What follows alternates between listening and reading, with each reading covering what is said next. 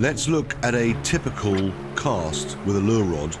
There's not much wind, no big seas, not a particularly heavy lure, and let's start breaking down the different parts of a cast.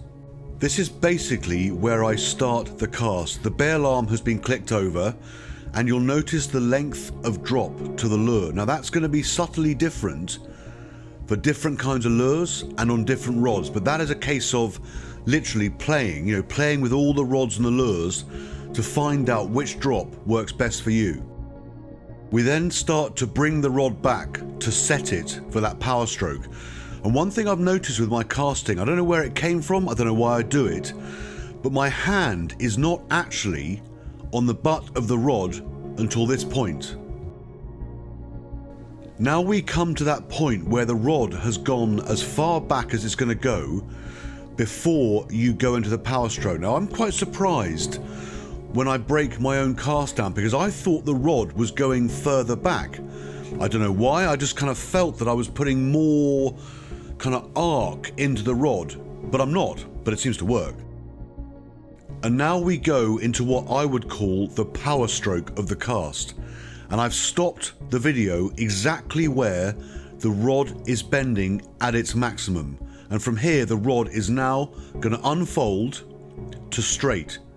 But there's a lot more going on between that power stroke and when the rod recovers to straight, and I'll break that down later on. This is another cast from clicking that bail arm over through to recovery of the rod.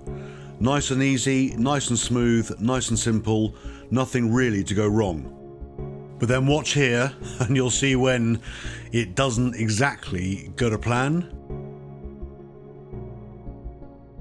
But then a swift recovery, and out it goes, and we can pretend like it never happened.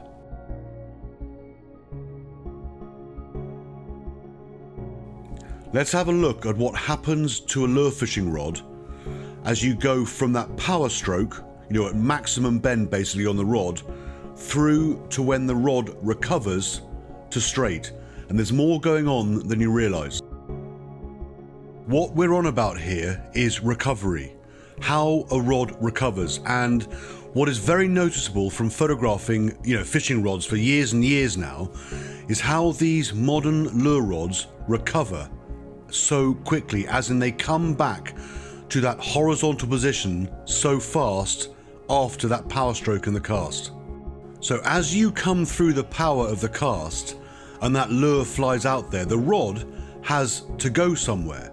And essentially what you're not seeing and you're not feeling really is that rod goes down. It has to go down to then come back up to horizontal.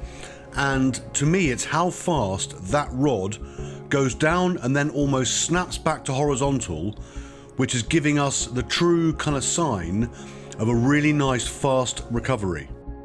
My own thought process behind this faster recovery is that the less time that rod tip spends flapping around like a sail, the less it's impacting on the flight of the lure, and therefore the better and more efficiently your lure goes out. And then you start playing around with your casts.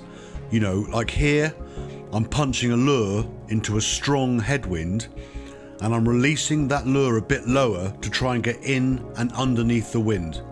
Whilst we all cast slightly differently, the fundamentals essentially are the same. And then through my guiding work and my photography, I get to see so many subtly different styles of casting. For all this yapping about casting though, at the end of the day, it's about getting your lure in front of fish. And for all that we obsess about fast rods, thin braids, and lovely reels, how many times do you find those fish a few feet or meters off the end of your rod tip?